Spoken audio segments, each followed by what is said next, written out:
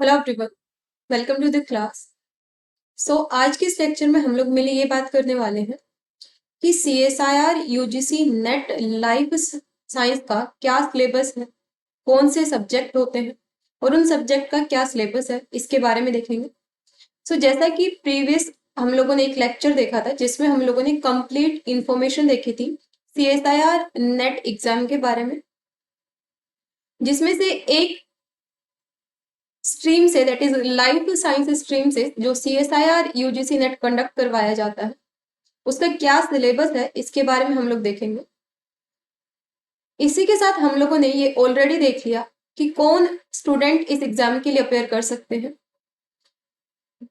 वो स्टूडेंट जिन्होंने MSc life science या फिर बायोलॉजिकल साइंस के किसी भी स्ट्रीम से, किसी भी डिपार्टमेंट से कर रखी हो, जो कर चुके हैं MSc या फिर जो MSc में अपियरिंग है या फाइनल ईयर में है, वो इस एग्जाम का फॉर्म फिल कर सकते हैं। जैसे कि बायोटेक्नोलॉजी, जिन्होंने मास्टर्स अपनी बायोटेक्नोलॉजी से की है, masters in food technology, masters in botany, masters in zoology, masters in bioinformatics, masters in animal husbandry, masters in biochemistry, masters in genetics, somehow related होना चाहिए बायोलॉजिकल साइंस से। तो जिन्होंने अपना masters related to any one subject of biological science अपना किया है, वो इस एग्जाम के फॉर्म को फिल कर सकते हैं।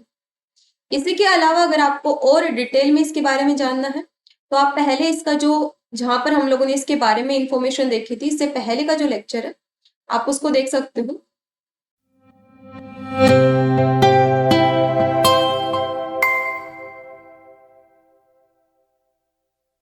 आज हम लोग सोलली सिलेबस के बारे में देखेंगे कि लाइफ साइंस का क्या सिलेबस होता है। तो CSIR नेट लाइफ साइंस में टोटल 13 यूनिट होते हैं। We can say total 13 subject होते हैं।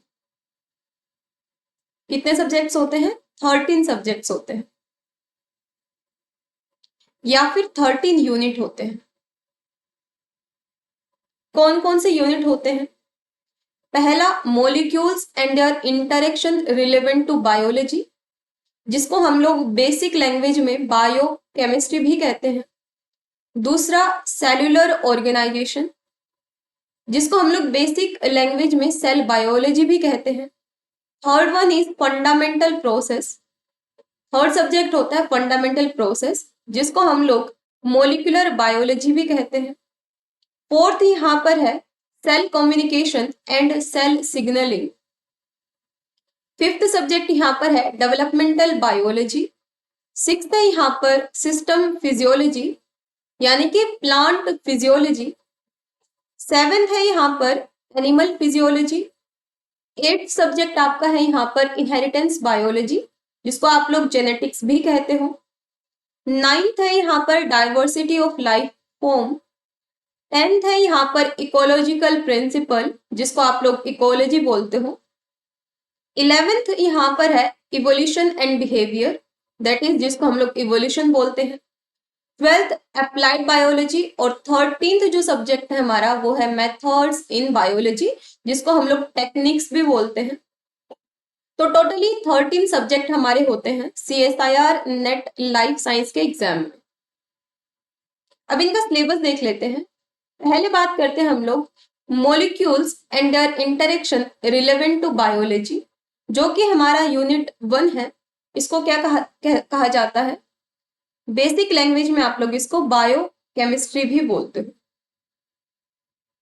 बायोकेमिस्ट्री। यहाँ पर इसका सिलेबस क्या है? Structure of atoms, molecules and chemical bonding. यहाँ पर आपको केमिकल बॉन्ड्स के बारे में, कौन सा स्ट्रॉन्ग बॉन्ड है, कौन सा आयोनिक बॉन्ड है, वंडरवॉल फोर्सेस, इन सब के बारे में आपको पता होना चाहिए। इसी के साथ में यहाँ पर आपको बायोमोलिक्यूल्स के बारे में पढ़ना होता है। बायोमोलिक्यूल्स जैसे carbohydrate, lipids, proteins, nucleic acid and vitamin. इसी के साथ में यहाँ पर आपको स्टेबलाइजिंग इंटरेक्शंस के बारे में देखना होता है। स्टेबलाइजिंग इंटरेक्शन जैसे van der Waals, electrostatic force, hydrogen bonding, hydrophobic interactions. इसी के अलावा यहाँ पर आपको प्रिंसिपल ऑफ बायोफिजिकल केमिस्ट्री, जिसमें आप लोग पीएच का कंसेप्ट पढ़ते हो, बफर के बारे में पढ़ते हो, रिएक्शन काइनेटिक्स देखते हो, माइकल काइनेटिक्स के बारे में पढ़ते हो, थर्मोडायनेमिक्स के बारे में पढ़ते हो, जिप्स फ्री एनर्जी के बारे में यहाँ पर पढ़ते हो। इसी के साथ में यहाँ पर बायो एनर्जेटिक्स का पोर्शन आता है। इसी के अलावा यहाँ पर आपको कुछ मेटाबॉलिकल पाथवेज भी पढ़ने पड़ते हैं, जिसमें आपका ग्लाइकोलिसिस आता है, क्रैब साइकिल आता है, इलेक्ट्रॉन ट्रांसपोर्ट चेन आता है, जिसको कि हम लोग ऑक्सीडेटिव फॉस्फोराइलेशन भी बोलते हैं, coupled reaction, group transfer, biological energy transducer. इसी के साथ में आपको यहाँ पर प्रिंसिपल ऑफ कैटालिसिस पढ़ना होता है, यानी एंजाइमोलॉजी का पोर्शन भी यहाँ पर आता है। आपको एंजाइम्स के बारे में पढ़ना होता है, एंजाइम काइनेटिक्स के बारे में पढ़ना होता है, enzyme regulation and mechanism of enzyme catalysis and isozyme. यानी हम ये कह सकते हैं कि एंजाइमोलॉजी के बारे में आपको यहाँ पर पढ़ना होता है। इसी के अलावा आपको यहाँ पर प्रोटीन्स के बारे में पढ़ना होता है इन डिटेल, जिसमें से रामाचंद्रन प्लॉट एक बहुत इंपॉर्टेंट टॉपिक आपका हो जाता है, क्योंकि मोस्टली हर बार इस टॉपिक से एक क्वेश्चन सीएसआईआर जो है पुट करता ही करता है। तो यहाँ पर आपको प्रोटीन्स के बारे में पढ़ना पड़ता है, जिसमें आपको रामाचंद्रन प्लॉट के बारे में, प्रोटीन के सेकेंडरी स्ट्रक्चर के बारे में, डोमेन क्या होता है, मोटिव क्या होता है, फोल्डिंग क्या होती है, इसके बारे में आपको पता होना चाहिए। इसी के साथ में यहाँ पर आपको न्यूक्लिक एसिड का कंफर्मेशन पता होना चाहिए। न्यूक्लिक एसिड जैसे डीएनए, आरएनए, ये क्या होते हैं, हमारे न्यूक्लिक एसिड्स होते हैं, तो इनका कंफर्मेशन आपको पता होना चाहिए। ए डीएनए क्या होता है, बी डीएनए क्या होता है, जेड डीएनए क्या होता है। इसी के साथ में यहाँ पर stability of protein and nucleic acid and metabolism of carbohydrate, lipid, amino acids, nucleotides and vitamin. तो ये आपका सिलेबस है बायोकेमिस्ट्री का। अब इसके लिए कौन से बुक्स चाहिए होंगे, इसके लिए मैं एक नया नेक्स्ट लेक्चर लेके आऊंगी, उसमें हम लोग देखेंगे कि इन सारे सब्जेक्ट्स के लिए कौन से बेस्ट बुक हैं। आज के इस लेक्चर में हम लोग सोलली सिलेबस रिलेटेड ही देखेंगे।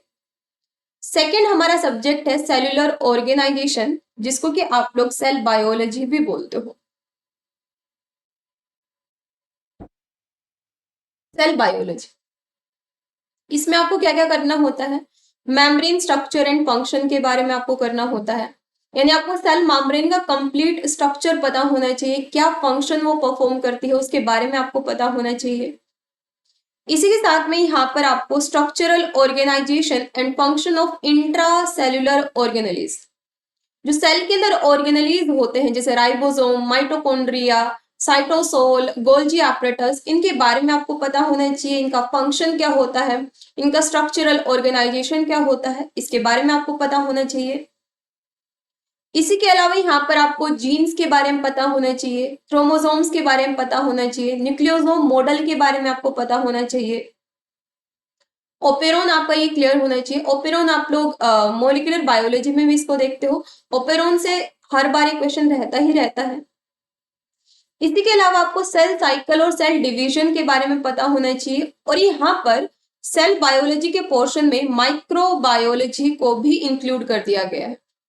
तो यहाँ पर आपको माइक्रोबायोलॉजी का नॉलेज भी होना चाहिए, जिसमें आपको ग्राम पॉजिटिव बैक्टीरिया क्या होते हैं, ग्राम नेगेटिव बैक्टीरिया क्या होते हैं, क्या उनका स्ट्रक्चरल ऑर्गेनाइजेशन होता है, क्या उनका सेलुलर डिवीजन का स्ट्रेटेजी होता है, ये आपको पता होना चाहिए। नेक्स्ट सब्जेक्ट आता है हमारा फंडामेंटल प्रोसेस, जिसको कि हम लोग मॉलिक्यूलर बायोलॉजी भी बोलते हैं। मॉलिक्यूलर बायोलॉजी, तो यहाँ पर आपको डीएनए रेप्लिकेशन, ट्रांसक्रिप्शन, ट्रांसलेशन, इनके बारे में पता होना चाहिए। So DNA replication, DNA repair, recombination, इनके बारे में पता होना चाहिए। साथ साथ में यहाँ पर आरएनए सिंथेसिस, आरएनए सिंथेसिस का मतलब क्या है, ट्रांसक्रिप्शन के बारे में और प्रोसेसिंग यानी पोस्ट ट्रांसक्रिप्शन मॉडिफिकेशन के बारे में आपको यहाँ पर पढ़ना होगा। इसी के अलावा यहाँ पर आपको प्रोटीन सिंथेसिस के बारे में यानी ट्रांसलोकेशन के बारे में और प्रोटीन के प्रोसेसिंग के बारे में यानी कि पोस्ट ट्रांसलेशनल मॉडिफिकेशंस के बारे में आपको पढ़ना होगा। इसी के अलावा आपको यहाँ पर control of gene expression at transcription and translation level, इसके बारे में आपको पता होना चाहिए। इसी के अलावा आपको डीएनए में डैमेज हो गया है, कैसे रिपेयर किया जाता है, यहाँ पर ये सारी चीजें आपकी क्लियर होनी चाहिए। नेक्स्ट सब्जेक्ट आता है हमारा cell communication and cell signalling. So इस cell communication and cell signalling में ही इम्यूनोलॉजी को भी इंक्लूड किया गया है। इम्यूनोलॉजी एज अ यूनिट यहाँ पर नहीं है, लेकिन सेल कम्युनिकेशन और सेल सिग्नलिंग के अंदर ही इम्यूनोलॉजी को भी इंक्लूड कर दिया गया है। यानी आप लोग एक चीज यहाँ पर देख रहे हो कि अगर आप लोगों ने अपना मास्टर्स बायोलॉजिकल साइंस या लाइफ साइंस के किसी भी स्ट्रीम से किया है, चाहे आप लोगों ने बायोकेमिस्ट्री से किया है, चाहे आप लोगों ने सेल बायोलॉजी से किया है, चाहे आप लोगों ने मोलिकुलर बायोलॉजी से किया है, चाहे आप लोगों ने जेनेटिक्स से किया है, हर एक सब्जेक्ट को यहाँ पर इंक्लूड किया गया। सो फोर्थ हमारा सब्जेक्ट होता है cell communication and cell signalling, जिसमें आपको होस्ट पैरासाइट इंटरेक्शन के बारे में पता होना चाहिए। इसी के साथ आपको यहाँ पर सेल सिग्नलिंग जैसे आपको यहाँ पर जीपीसीआर के बारे में, इसी के अलावा आपको यहाँ पर IP3 डैक पाथवे, इसी के अलावा आपको यहाँ पर जितने भी यहाँ पर सिग्नलिंग पाथवेज होते हैं, 6 से 7 सिग्नलिंग पाथवेज होते हैं, इनके बारे में आपको पता होना चाहिए। इसी के साथ आपको यहाँ पर कीमोटैक्सिस के बारे में पता होना चाहिए। कीमोटैक्सिस क्या होता है, क्वारम सेंसिंग क्या होता है, ये आपको यहाँ पर पढ़ना है। देन बात करते हैं सेलुलर कम्युनिकेशन के बारे में। सेलुलर कम्युनिकेशन का मतलब है कैसे दो सेल्स आपस में कम्युनिकेट करती हैं, जिसमें आपको गैप जंक्शन के बारे में, एक्स्ट्रा सेलुलर मैट्रिक्स के बारे में, इंटीग्रीन्स के बारे में, न्यूरोट्रांसमीटर्स के बारे में, सेल अडहेशन मॉलिक्यूल्स क्या होते हैं, उनका क्या रोल होता है, इसके बारे में आपको पता होना चाहिए। देन यहाँ पर आपके कैंसर बायोलॉजी से रिलेटेड जो बेसिक्स हैं वो भी आपके क्लियर होना चाहिए, जिसमें आपको ये पता होना चाहिए कि प्रोटोन को जीन्स क्या होते हैं, ट्यूमर सप्रेसर जीन्स क्या होते हैं, ऑन्कोजीन्स क्या होंगे, ट्यूमर सप्रेसर जीन क्या होंगे, कैंसर और नॉर्मल सेल के बीच में क्या डिफरेंस होता है, क्या सेल साइकिल होता है कैंसर सेल का, मेटास्टेसिस क्या होता है, एपोप्टोसिस आपको यहाँ पर क्लियर होना चाहिए। और जैसे कि मैंने आपको कहा कि इसी यूनिट के अंदर इम्यूनोलॉजी को भी इंक्लूड कर लिया गया है। सो इम्यूनोलॉजी में आपको क्या पता होना चाहिए, इम्यून सिस्टम क्या होता है, इसी के साथ इनेट इम्यूनिटी क्या होती है, एडेप्टिव इम्यूनिटी क्या होती है, इम्यूनोजेनेसिटी क्या होती है, एंटीजेंस के बारे में, एंटीबॉडी के बारे में, बी सेल के बारे में, टी सेल के बारे में, एंटीबॉडी के स्ट्रक्चर के बारे में, उसके फंक्शन के बारे में, मोनोक्लोनल एंटीबॉडी के बारे में, एंटीजन एंटीबॉडी का इंटरेक्शन उसके बारे में, MHC molecule that is major histocompatibility molecules, इनके बारे में आपको पता होना चाहिए। APCs के बारे में पता होना चाहिए, that is antigen presenting sales के बारे में आपको पता होना चाहिए। किस तरीके से बी सेल और टी सेल एक्टिवेट होते हैं और कैसे वो डिफरेंशिएट होकर फंक्शन करते हैं, इसके बारे में आपको पता होना चाहिए। बी सेल और टी सेल के रिसेप्टर्स के बारे में आपको पता होना चाहिए। ह्यूमरल इम्यूनिटी क्या होती है, सेल मीडिएटेड इम्यूनिटी क्या होती है, इसके बारे में आपको पता होना चाहिए। इसी के साथ आपको TLRS के बारे में, यानी टोल लाइक रिसेप्टर्स क्या होते हैं, कॉम्प्लीमेंट पाथवेज क्या होते हैं, ये सारी चीजें आपको यहाँ पर आनी चाहिए। नेक्स्ट सब्जेक्ट आता है हमारा डेवलपमेंटल बायोलॉजी, और वी कैन से अपना 5th यूनिट है। 5th यूनिट क्या है, डेवलपमेंटल बायोलॉजी। डेवलपमेंटल बायोलॉजी में आपको डेवलपमेंट कैसे होता है एक ऑर्गेनिज्म का, उसका बेसिक कंसेप्ट आपको क्लियर होना चाहिए। पोटेंसी क्या होती है, कमिटमेंट क्या होती है, स्पेसिफिकेशन क्या होता है, इंडक्शन क्या होता है, कॉम्पिटेंस क्या होता है, डिटर्मिनेशन, डिफरेंशिएशन, स्टेम सेल के बारे में आपको पता होना चाहिए। देन आपको यहाँ पर गैमेटोजेनेसिस के बारे में, फर्टिलाइजेशन के बारे में एंड अर्ली डेवलपमेंट, ये चीज आपकी क्लियर होनी चाहिए। यहाँ पर आपको सी एलिगेंस के बारे में पढ़ना पड़ेगा कि सी एलिगेंस का क्या, यहाँ पर सी एलिगेन और सी आर्ट्रीन में क्या फर्टिलाइजेशन देखने को मिलता है, मैमल्स का फर्टिलाइजेशन आपको यहाँ पर देखना पड़ेगा। इसी के साथ आपको यहाँ पर डेवलपमेंटल बायोलॉजी में प्लांट डेवलपमेंटल बायोलॉजी के बारे में भी पढ़ना पड़ेगा। ड्रोसोफिला के बारे में आपको चीजें क्लियर होनी चाहिए। इसी के साथ आई लेंस इंडक्शन क्या होता है ये आपको यहाँ पर पढ़ना है। पोस्ट एम्ब्रियोनिक डेवलपमेंट क्या होते हैं ये आपको यहाँ पर पढ़नी पड़ेंगी। मेटामॉर्फोसिस क्या होता है ये आपको यहाँ पर पढ़ना पड़ेगा। इसी के साथ morphogenesis and organogenesis in plant यानी प्लांट डेवलपमेंटल बायोलॉजी को भी इसी के अंदर इंक्लूड कर लिया गया है। सो प्लांट डेवलपमेंटल बायोलॉजी में आपको रूट और रूट एपिकल मेरिस्टम के बारे में पता होना चाहिए, कैसे रूट का डेवलपमेंट होता है, कैसे लीफ का डेवलपमेंट होता है, फाइलोटैक्सी क्या होता है, फ्लावरिंग का ट्रांजिशन कैसे होता है, वेजिटेटिव फेज से कैसे फ्लावरिंग फेज में ट्रांजिशन देखने को मिलता है, ये आपको यहाँ पर पता होना चाहिए। नेक्स्ट सब्जेक्ट आता है हमारा plant physiology, that is system physiology related to plant. तो हमारा सिक्स्थ क्या है, प्लांट फिजियोलॉजी। प्लांट फिजियोलॉजी के अंदर आपको फोटोसिंथेसिस से रिलेटेड सारी चीजें क्लियर होनी चाहिए। लाइट हार्वेस्टिंग कॉम्प्लेक्स क्या होता है आपको यहाँ पर क्लियर होना चाहिए कि कैम पाथवे क्या होता है, C3 प्लांट्स में क्या पाथवे देखने को मिलेगा, C4 प्लांट कैसे अपना फूड प्रिपेयर करते हैं, ये सारी चीजें आपको पता होनी चाहिए। फोटो रेस्पिरेशन आपका क्लियर होना चाहिए। इसी के साथ आपको यहाँ पर नाइट्रोजन मेटाबॉलिज्म आपका क्लियर होना चाहिए। प्लांट हॉर्मोन्स के बारे में आपको यहाँ पर पढ़ना पड़ेगा, जिसमें कि आपको ऑक्सिन के बारे में पढ़ना पड़ेगा, जिब्रेलिक एसिड, साइटोकाइनिन। इसी के साथ में आपको यहाँ पर स्ट्राइगोलेक्टोन, रेसिनोस्टेरॉइड, ये सारे जो प्लांट हॉर्मोन्स है ये आपके यहाँ पर क्लियर होने चाहिए। इथाइलिन, एब्सिसिक एसिड, 7 से 8 प्लांट हॉर्मोन है जिनसे हर बार क्वेश्चन पुटअप किया जाता है। एक क्वेश्चन तो आता ही आता है और मैक्स टू मैक्स यहाँ से 2 से 3 क्वेश्चन पुटअप कर लिए जाते हैं। देन बात करते हैं सेंसरी फोटोबायोलॉजी से रिलेटेड, जिसमें आपको स्टोमेटा ओपनिंग, स्टोमेटा की क्लोजिंग, बायोलॉजिकल क्लॉक, वर्नलाइजेशन के बारे में, फोटो पीरियोडिज्म के बारे में, क्रिप्टोक्रोम क्या होता है, फोटोट्रोपिन क्या होता है, फाइटोक्रोम्स क्या होते हैं, इनके स्ट्रक्चर, फंक्शन, इनके बारे में पूरा मैकेनिज्म आपका क्लियर होना चाहिए। इसी के साथ आपको यहाँ पर सोल्यूट ट्रांसफर और फोटो असेमिलेट ट्रांसलोकेशन, यानी कि आपको प्लांट में किस तरीके से वाटर का ट्रांसपोर्ट होता है और किस तरीके से फूड का ट्रांसपोर्ट होता है, ये आपका क्लियर होना चाहिए। जिसमें आपको जाइलम का फंक्शन क्या होता है, फ्लोएम का क्या फंक्शन होता है, ट्रांसपीरेशन क्या होता है, ये सारी चीजें आपकी क्लियर होनी चाहिए। देन आपका यहाँ पर सेकेंडरी मेटाबोलाइट्स के बारे में क्लियर होना चाहिए कि सेकेंडरी मेटाबोलाइट्स क्या होते हैं, कैसे प्लांट को डिफेंस मैकेनिज्म देते हैं, जिसमें आपको सेकेंडरी मेटाबोलाइट जैसे टेरापिन्स के बारे में, फिनोल्स के बारे में, नाइट्रोजनस कंपाउंड्स के बारे में, उनका क्या रोल होता है, उनका बायोसिंथेसिस कैसे होता है, इसके बारे में आपको क्लियर होना चाहिए।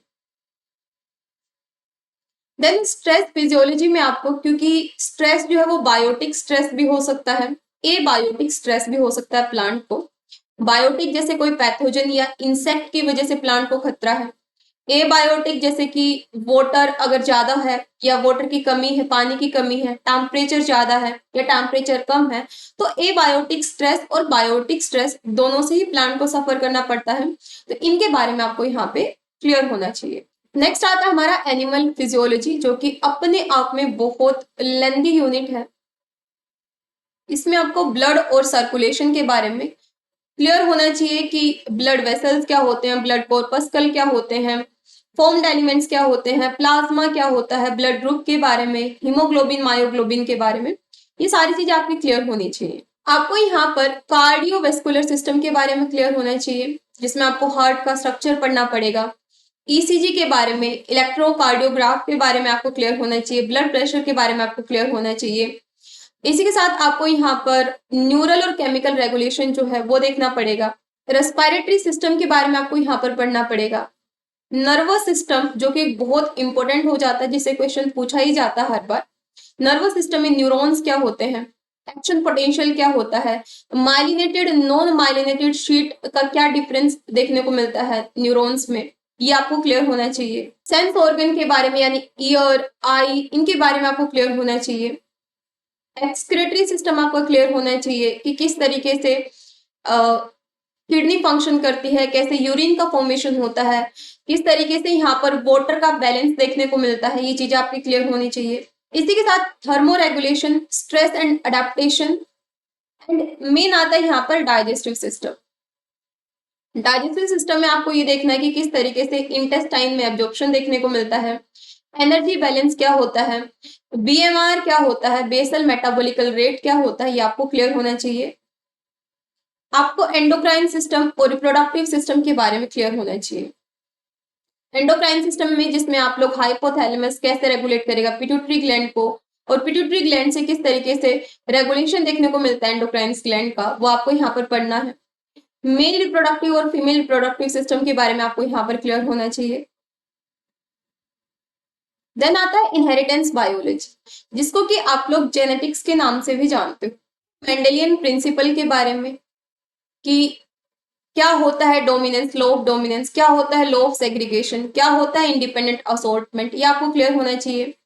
एलील क्या होता है, जीन क्या होता है, शूडो एलील क्या होता है, कॉम्प्लीमेंटेशन टेस्ट क्या होता है, ये सारी चीजें आपकी क्लियर होनी चाहिए।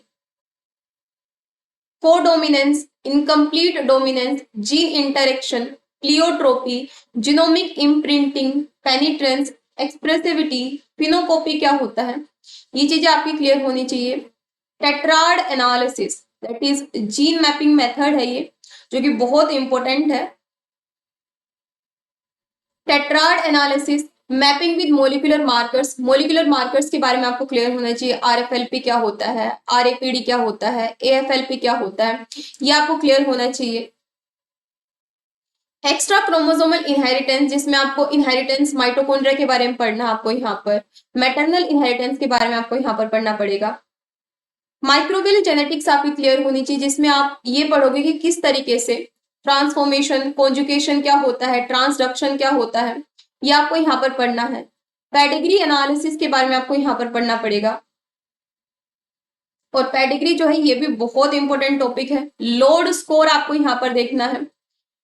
इसी के साथ में यहाँ पर क्वांटिटेटिव जेनेटिक्स, जिसमें आप लोग पॉलीजेनिक इनहेरिटेंस के बारे में, हेरिटेबिलिटी क्या होती है, इसके बारे में आपको यहाँ पर पढ़ना है। म्यूटेशन क्या होता है, कितने टाइप के म्यूटेशन होते हैं, किस कारण की वजह से म्यूटेशन होता है, ये आपको यहाँ पर पढ़ना है। Structural and numerical alteration of chromosome, जिसमें deletion, duplication, inversion, translocation, ploidy और उनका जेनेटिक इम्प्लीकेशन, ये आपको पढ़ना पड़ेगा। और आपको रिकॉम्बिनेशन, दोनों तरीके का रिकॉम्बिनेशन, होमोलोगस और नॉन होमोलोगस रिकॉम्बिनेशन, ये आपको क्लियर होना चाहिए। देन आता है हमारा next unit, that is diversity of life form, जिसमें आपको बेसिक जो टेक्सोनॉमी है उसका प्रिंसिपल आपको पता होना चाहिए। हायरार्किकल टेक्सा के बारे में आपको पता होना चाहिए। Nomenclature, classical and quantitative methods of taxonomy of plant. इसी के साथ लेवल ऑफ स्ट्रक्चरल ऑर्गेनाइजेशन आपको यहाँ पर पढ़ना है। प्लांट के बारे में, एनिमल्स के बारे में, माइक्रो ऑर्गेनिज्म का क्लासिफिकेशन, इसी के साथ हर एक टेक्सोन के बारे में, हर एक फाइलम के बारे में, हर एक किंगडम के बारे में आपको यहाँ पर पढ़ना है। इसी के साथ में यहाँ पर आपको नेचुरल हिस्ट्री भी देखनी है इंडियन सब कॉन्टिनेंट की। Organism of health and agricultural importance के बारे में, and organism of conservation concern, यानी यहाँ पर डाइवर्सिटी, आपको diversity of different life form, ये आपको यहाँ पर पढ़ना है। नेक्स्ट आता है हमारा इकोलॉजी, जो कि लेंथी यूनिट है, but although it's a very easy और बहुत इंटरेस्टिंग यूनिट है ये, जिसमें आपको इन्वायरमेंट के बारे में, इसी के साथ में हैबिटेट क्या होता है, नीश क्या होता है, फंडामेंटल नीश क्या होता है, रियलाइज्ड नीश क्या होता है, ये आपको क्लियर होना चाहिए। पॉपुलेशन इकोलॉजी में पॉपुलेशन ग्रोथ कर्व क्या होता है, इसी के साथ में लाइफ हिस्ट्री स्ट्रेटेजी यानी R&K सिलेक्शन क्या होता है, मेटा पॉपुलेशन क्या होता है, इसके बारे में आपको क्लियर होना चाहिए। Species interaction, interspecific, intraspecific interaction आपको क्लियर होना चाहिए। कम्युनिटी इकोलॉजी के अंदर आपको कम्युनिटीज क्या होते हैं, उसका स्ट्रक्चर क्या होता है, स्पेसिफिक डाइवर्सिटी के लेवल्स आपको देखने हैं यहाँ पर। इकोटोन क्या होता है, इको स्पीसीज क्या होता है, ये आपको क्लियर होना चाहिए। देन इकोलॉजिकल सक्सेशन आपको क्लियर होना चाहिए, कितने टाइप का होता है, इसका क्या मैकेनिज्म होता है, कौन से चेंजेस देखने को मिलते हैं आफ्टर सक्सेशन, ये आपको पता होना चाहिए। देन आता है इकोसिस्टम इकोलॉजी, जिसमें आपको एनर्जी फ्लो के बारे में, प्राइमरी प्रोडक्शन डिकम्पोजिशन के बारे में, इंडियन इकोसिस्टम के बारे में आपको पता होना चाहिए। बायोजियोग्राफी में जो मेन इंपॉर्टेंट आता है हमारा, वो आता है आइलैंड थ्योरी। इसी के साथ में biogeographical zone of India.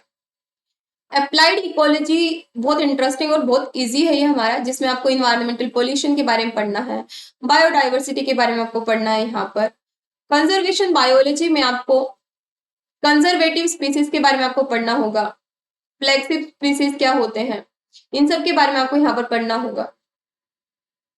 Indian case studies देखने होंगे कंजर्वेशन और मैनेजमेंट स्ट्रेटेजी के ऊपर। नेक्स्ट आता है हमारा इवोल्यूशन एंड बिहेवियर, जो कि हमारा कौन सा सब्जेक्ट है, ये हमारे यूनिट नंबर 11 है, जिसमें आपको जो थ्योरीज है, लमार्क का थ्योरी, डार्विन ने क्या थ्योरी दिया था, क्या वेरिएशन होता है, एडेप्टेशन क्या होता है, नहीं लमार्क का थ्योरी, डार्विन का थ्योरी आपका क्लियर होना चाहिए। म्यूटेशन क्या होता है ये आपको क्लियर होना चाहिए। इसी के साथ में सेल्स कैसे ओरिजिनेट हुए हैं, कैसे इवोल्यूशन देखने को मिला है, ये आपको पता होना चाहिए। बेसिक जो मोलिकुलर इवोल्यूशन है वो आपको पता होना चाहिए। ओपेन एंड हाल्डेन का कंसेप्ट आपको पता होना चाहिए। मिलर का एक्सपेरिमेंट के बारे में आपको क्लियर होना चाहिए। इसी के साथ आपको यहाँ पर इवोल्यूशनरी टाइम स्केल्स के बारे में आपको क्लियर होना चाहिए। एरास क्या होते हैं, कोश क्या होता है, पीरियड्स क्या होते हैं, ये आपको पता होना चाहिए। मोलिकुलर इवोल्यूशन में आपको न्यूट्रल इवोल्यूशन क्या होता है इसके बारे में आपको पता होना चाहिए। मोटो कैमरा का क्या थ्योरी है इसके बारे में आपको पता होना चाहिए। मोलिकुलर डाइवर्जेंस के बारे में, मोलिकुलर क्लॉक के बारे में आपको पता होना चाहिए। जीन डुप्लीकेशन क्या होता है ये यहाँ पर है, डाइवर्जेंस। इसी के साथ पॉपुलेशन जेनेटिक्स में पॉपुलेशन क्या होगा, जीन पूल क्या होता है, जीन फ्रीक्वेंसी और हार्डी विनबर्ग लॉ, जिससे हर बार मोस्टली एक न्यूमेरिकल जो है ये पूछा ही जाता है। नेचुरल सिलेक्शन क्या होता है, जेनेटिक ड्रिफ्ट क्या होता है, माइग्रेशन क्या होता है, अडाप्टिव रेडिएशन क्या होता है, स्पीशीशन क्या होता है, ये आपको क्लियर होना चाहिए। देन आपको बिहेवियरल इकोलॉजी आपको क्लियर होनी चाहिए, जिसमें आप लोग अल्टूरिज्म के बारे में पढ़ते हो, किन सिलेक्शन के बारे में पढ़ते हो, ग्रुप सिलेक्शन के बारे में पढ़ते हो। इसके अलावा लर्निंग, मेमोरी, इनके बारे में आप पढ़ोगे, स्लीप साइकिल, बायोलॉजिकल क्लॉक के बारे में आप पढ़ोगे, तो ये सारी चीज आपकी क्लियर होनी चाहिए। नेक्स्ट यूनिट आती है हमारी अप्लाइड बायोलॉजी। अप्लाइड बायोलॉजी के अंदर आपको एग्रोबैक्टीरियम ट्यूमेफेशियंस के बारे में पता होना चाहिए, फर्मेंटेशन के बारे में आपको पता होना चाहिए, इम्यूनोलॉजिकल प्रिंसिपल्स, वैक्सीन हो गया, इनके बारे में आपको चीजें क्लियर होनी चाहिए। प्लांट कल्चर क्या होता है, एनिमल कल्चरिंग क्या होती है, ये आपकी क्लियर होनी चाहिए। ट्रांसजेनिक एनिमल्स के बारे में आपको पता होना चाहिए, ट्रांसजेनिक प्लांट्स के बारे में आपको पता होना चाहिए। Bio resources and use of biodiversity, इसी के साथ में यहाँ पर plant breeding, animal breeding, markers के बारे में आपको पता होना चाहिए। बायो रेमिडिएशन क्या होता है, फाइटो रेमिडिएशन क्या होता है, बायो सेंसर्स क्या होते हैं, ये आपको क्लियर होने चाहिए। ये हमारा लास्ट यूनिट है, that is methods in biology, जिसमें आपको molecular biology and recombinant DNA method इसके बारे में पता होना चाहिए, जिसमें आपको किस तरीके से आरएनए और डीएनए को आइसोलेट किया जाता है। इसी के साथ में यहाँ पर 2D जेल इलेक्ट्रोफोरेसिस क्या होता है, आइसोइलेक्ट्रिक जेल फोकसिंग क्या होता है। इसी के साथ में क्लोनिंग का कंसेप्ट क्लियर होना चाहिए, जो कि बहुत इंपॉर्टेंट है, क्लोनिंग से हर बार क्वेश्चन पूछा जाता है। इसी के साथ में cDNA लाइब्रेरी क्या होती है, जीनोमिक लाइब्रेरी क्या होती है, प्लाज्मिड के बारे में आपको पता होना चाहिए, कोस्मिड, फास, बैक क्या होता है, यानी बैक्टीरियल आर्टिफिशियल क्रोमोसोम क्या होगा, यीस्ट आर्टिफिशियल क्रोमोसोम वेक्टर्स क्या होते हैं, ये आपको क्लियर होने चाहिए। जीन नॉकआउट क्या होता है, ये आपको क्लियर होना चाहिए। इसी के साथ प्रोटीन सीक्वेंसिंग मेथड्स आपको यहाँ पर सेंगर सीक्वेंसिंग, ये सारे आपको क्लियर होने चाहिए। इसी के साथ में यहाँ पर आपको मार्कर्स के बारे में RFLP, RAPD, AFLP, ये आपको क्लियर होना चाहिए। माइक्रो एरे टेक्निक्स के बारे में आपको क्लियर होना चाहिए। एंटीबॉडी जनरेशन के बारे में आपको क्लियर होना चाहिए। एलाइजा टेक्निक आपको क्लियर होनी चाहिए। रिया टेक्निक आपको क्लियर होनी चाहिए। फ्लो साइटोमेट्री क्या होती है वो आपको क्लियर होनी चाहिए। फिश क्या होता है, जिस क्या होता है ये आपको क्लियर होना चाहिए। फिश यानी फ्लोरोसेंस इंसिटू हाइब्रिडाइजेशन, ये टेक्निक्स आपकी क्लियर होनी चाहिए। इसी के साथ आपको यहाँ पर स्पेक्ट्रोस्कोपी क्लियर होना चाहिए। यूवी विजिबल स्पेक्ट्रोस्कोपी क्या होता है, फ्लोरोसेंस स्पेक्ट्रोस्कोपी क्या होता है, सर्कुलर डाइक्रोजम स्पेक्ट्रोस्कोपी क्या होगा, एनएमआर क्या होता है, ईएसआर क्या होता है, स्पेक्ट्रोस्कोपी आपकी क्लियर होनी चाहिए। इसी के साथ आपको स्टैटिस्टिकल मेथड्स के बारे में, यानी प्रोबेबिलिटी क्या होता है, बाइनोमियल डिस्ट्रीब्यूशन क्या होता है, नॉर्मल डिस्ट्रीब्यूशन क्या होता है, सैम्पलिंग डिस्ट्रीब्यूशन क्या होता है, इसी के साथ काई टेस्ट के बारे में आपको पता होना चाहिए, रिग्रेशन कोरिलेशन क्या होता है, ये आपको क्लियर होना चाहिए। देन आता है रेडियो लेबलिंग टेक्निक्स, जिसमें आपको डिटेक्शन मेजरमेंट पता होना चाहिए रेडियो आइसोटोप्स के बारे में। देन माइक्रोस्कोपिक टेक्निक्स में आपको माइक्रोस्कोप्स के बारे में नॉलेज होना चाहिए कि लाइट माइक्रोस्कोप क्या होता है, इसी के साथ सैम टैम क्या होता है, ये सारी चीजें आपको क्लियर होनी चाहिए। देन आता है इलेक्ट्रोफिजियोलॉजिकल मेथड्स, जिसमें आपको पैच क्लैम्प टेक्निक के बारे में क्लियर होना चाहिए, एमआरआई क्या होता है, एफएमआरआई क्या होता है, ये आपको क्लियर होना चाहिए। नेक्स्ट आता है मेथड्स इन फील्ड बायोलॉजी, ये हमारे 13 के 13 यूनिट का सिलेबस है। तो अब आप ये पूछोगे कि मैम क्या 13 के 13 यूनिट करना जरूरी है? तो मैक्स टू मैक्स अगर आप लोग अच्छे से, बहुत अच्छे से अगर 10 सब्जेक्ट भी इसमें से कर लेते हो, 10 सब्जेक्ट यानी 10 यूनिट्स भी अगर आप कर लेते हो बहुत अच्छे से, तो आप एग्जाम क्लियर कर जाओ। क्योंकि जैसा कि मैंने आपको बताया था जब हम लोगों ने कंप्लीट इंफॉर्मेशन देखी थी इस एग्जाम के बारे में, कि आपके पास में चॉइस ऑफ क्वेश्चंस होते हैं, आपको बेस्ट ऑफ द क्वेश्चन आपको करने होते हैं। तो अगर आप लोग 10 यूनिट भी बहुत अच्छे से करके चले जाओगे तो आप इस एग्जाम को क्लियर कर सकते हो। और वैसे तो अगर आप ज्यादा से ज्यादा 13 के 13 यूनिट करोगे तो यू नो जितना ज्यादा पढ़ के जाओगे उतने अच्छे मार्क्स आएंगे।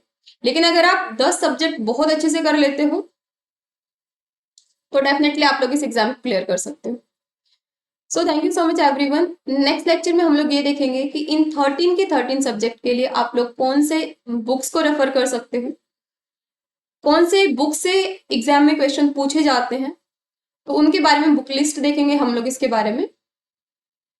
सो मिलते हैं नेक्स्ट लेक्चर में, तब तक के लिए have a great learning. Thank you so much everyone.